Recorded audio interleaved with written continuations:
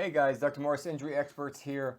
Just finished up the Sunday slate for Week 6. Some really good games today. Other ones, not so much.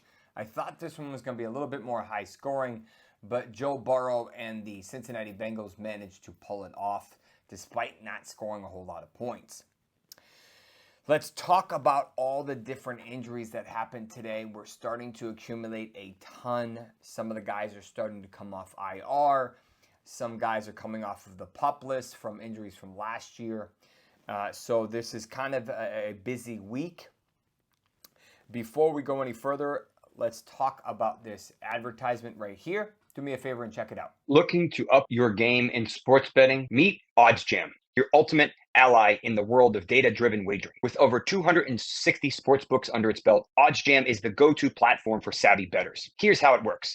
OddsJam's arbitrage tool scans the market in real time, spotting differences in betting lines across various sportsbooks. This means you can lock in risk-free bets by betting on both sides of the market. But that's not all. OddsJam also provides a positive EV calculator to optimize your bets and a handy bet tracker to optimize your profits. By using OddsJam, you're not just betting smarter, you're betting responsibly for long-term profitability. And here's the kicker. They offer a 7-day free trial. Ready to give it a shot? Use the code MORSE, M-O-R-S-E, for a 35% discount on your first month. Secure your bets with confidence. Make informed decisions with OddsJam.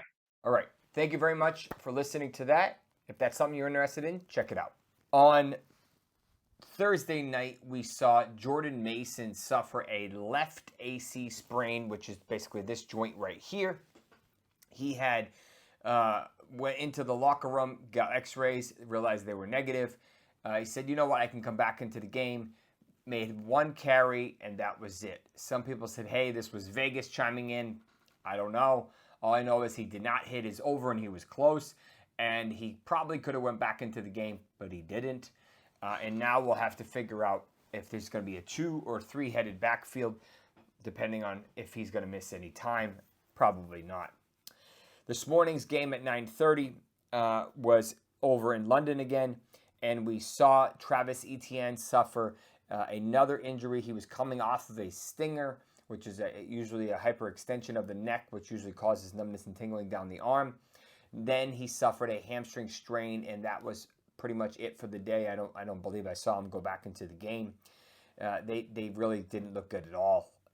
So we'll have to see. It's hard to trust Travis Etienne right now, despite being a first or early second-round pick. He just has not looked good for the majority of this season. DJ Moore, obviously in the same game, got poked in the eye, came back in, almost ran in, or technically ran. It looked like it was a run into the touch as a touchdown, but he just missed.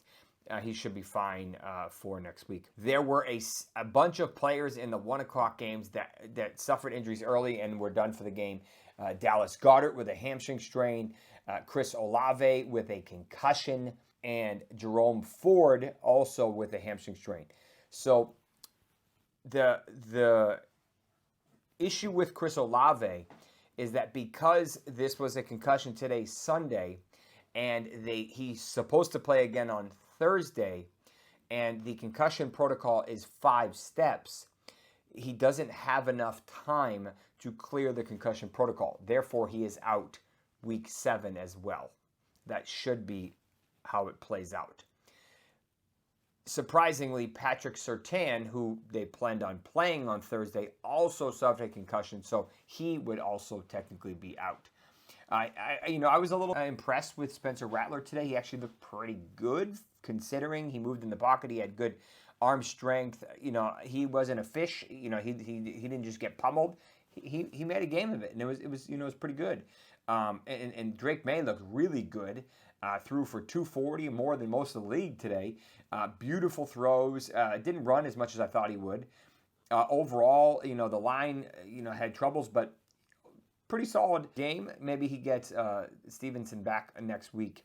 Jerome Ford, we're going to have to see how long this is going to keep him out. There's a good chance Nick Chubb comes back next week, and maybe he slides in, and Donta Foreman slides in, and maybe Chubb becomes a little bit more relevant because Jerome Ford's not there to catch any balls and to take any touches. Mike Evans left pretty early in the game, and then he always struggles against New Orleans, and he did again today. He eventually came back into the game.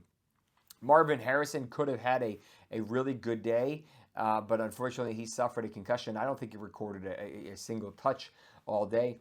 And it's really hard to trust Kyler right now. He's not running a whole lot. He's not making big plays. We did see, there's a possibility Trey McBride might have also got injured. He landed kind of funny and hard on either his quad or his bent knee. It was kind of hard to see, and he was a little favoring it a little bit after the fact. This could be a minor PCL sprain. It could be a quad bruise. It just depends on where he landed directly. Something to keep an eye on. I'm not overly worried, but it may show up again. Jayden Reed, again looked pretty good, but then he suffered an ankle injury and didn't really do a whole lot after that. He didn't even hit his line. I think he only finished with 20-something yards. Dubes had a beautiful bounce back game. Overall, it was a really good game for the Green Bay Packers. So they just continue to truck and roll on. Dontayvion Wicks, unfortunately, did suffer a significant or potentially significant shoulder injury. It was hard to tell if it was an AC sprain, but he did not return to the game. So usually this is either an AC sprain that's more moderate, or it's a dislocation, which would be even a bigger issue. We'll have to see what the update on him is, because they were just starting to get all their guys healthy, and now we potentially have a new injury. Tyjae Spears was already losing work to Tony Pollard, and he strained his hamstring, so he could potentially miss several weeks. Baker Mayfield landed pretty hard. I don't know if it was on the ball or whatnot, but he rib injury. They'll call it a chest. He went back into the game. He had an incredible day, but worth noting that it potentially happened. The Los Angeles Chargers potentially lost, or at one point in time had lost 3 of their wide receivers. Quentin Johnston with an ankle injury. I think he came back, but he wasn't really relevant because of just the defense and how they were running the ball. Lad McConkey, evaluated for a concussion. He was banged up today. He didn't even hit his over, and I thought he was a shoe-in.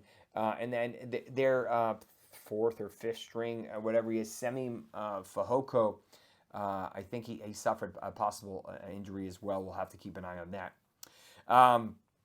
Hayden Hurst, another one of their guys, suffered a groin injury, and he left the game. So, they got really pretty banged up today. And then Elijah Moore with a rib injury. We'll have to keep an eye on him. He hasn't been super relevant, but definitely something to review. We saw Joe Burrow leave the game tonight and get evaluated for a concussion, but he came back in and finished the game. And then one final comment about Aidan Hutchinson. Bad injury. I did a video on it. You don't need to see the clip. It's pretty gruesome. He likely suffered a mid-shaft tibia fracture. Let's hope he didn't fracture the tibia or the fibula or any other injuries, because that would have caused a big problem. They've already pretty much said it's season ending. The question is, if they can make it to the playoffs, can he come back? We'll have to see. It's possible if this is a perfect scenario. A closed fracture, simple, just needs a rod, no ligament damage. If it's anything more than simple, he's done for the year, and he won't be ready until 2025. But just an unfortunate injury, just regular, nothing crazy. Just kind of a leg whip that hit the dude's knee, and that was it. But unfortunately, they're going to have to figure out how to come close to replacing him, which is going to be very, very difficult. So prayers up for him, and hopefully he got a best case scenario. I will fill you in throughout the week. There'll probably be a fair share of guys to add to this list. I already have about 65 other players not on this list, not new injuries. So let me know if you have any questions. I'd love to hear your comments below. Shout out to the sponsor for this video, and if that's something that you're interested in, do me a favor and check them out. Also, hit the like button, subscribe, and we will see you next Sunday night. Take care.